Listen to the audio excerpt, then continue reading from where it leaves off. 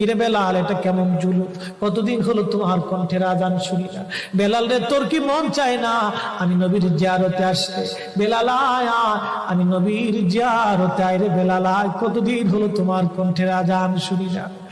স্বপ্ন যখন নবীজি দেখাইছে, এ মুসলমান, হযরত বেলাল সুদূর সিরিয়ার দামেস্ক থেকে পাগলের মতো দৌড়াইলেন, পাগলের মতো ছুটে আসলেন।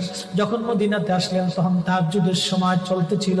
তাহাজ্জুদের সময় চলার সময় হযরত বেলাল রাদিয়াল্লাহু আনহু কাঠের জালি দিয়ে তখন রওজা শরীফ ঘিরে রাখা ছিল। ওই জালির পাশে বসে বসে জালির সঙ্গে মাথা ঠেকাইয়া নবীর পাগল বসে বসে গুনগুন গুনগুন করে কাঁদে আর বলে, হুজুর আপনি আসতে বলেছিলেন, গোলাম এসে হাজির হয়েছে।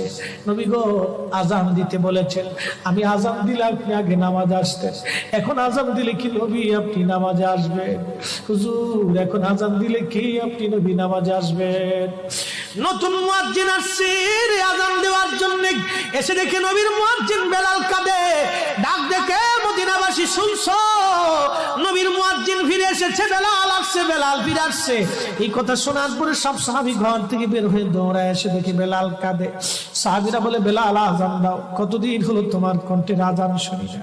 বেলাল আজান দাও, কতদিন হলো আজান শুনি না রে বেলাল। বেলাল বলে, সাহাবীরা রে, আমি আজান দিলে কি নবী নামাজ আসবে বলো? সালমান ফারসি রাদিয়াল্লাহু আনহু ডাক দেখে, সাহাবীরা আমাদের কথায় বেলাল আজান দিবে না, তোমরা যাও দেখো হাসান আর হুসাইন দুইজন ঘরের মধ্যে আছেন। ইমাম হাসান হুসাইন রাদিয়াল্লাহু আনহুমা যদি বলে তাহলে বেলাল অবশ্যই আজান দিবে। সালমান ফারসির পরামর্শে সাহাবীরা দৌড়ায় গেলেন। বর্তমান 7 নম্বর গেট বাবুস সালাম বরাবর একটা মসজিদ আছে, মসজিদে আলী। এটাই ছিল হযরত ফাতেমা রাদিয়াল্লাহু আনহার বাড়ি। এই বাড়িতে দৌড়াই যাওয়ার পরে ইমাম হাসান হুসাইন রাদিয়াল্লাহু আনহুমা দুইজনকে নিয়ে আসা হলো। দুইজনকে নিয়ে আসার পরে হযরত ইমাম হাসানকে দেখতে আমার নবীর মতো দেখা যাইতো, চেহারাটা রাসূল করিমের চেহারার মতো ছিল।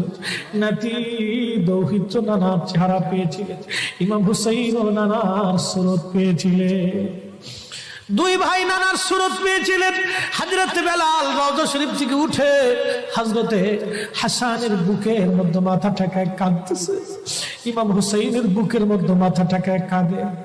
হযরত ইমাম হাসান ডাক দেখে, নানার মুয়াজ্জিন, কতদিন হলো তোমার কণ্ঠে আজান শুনি না।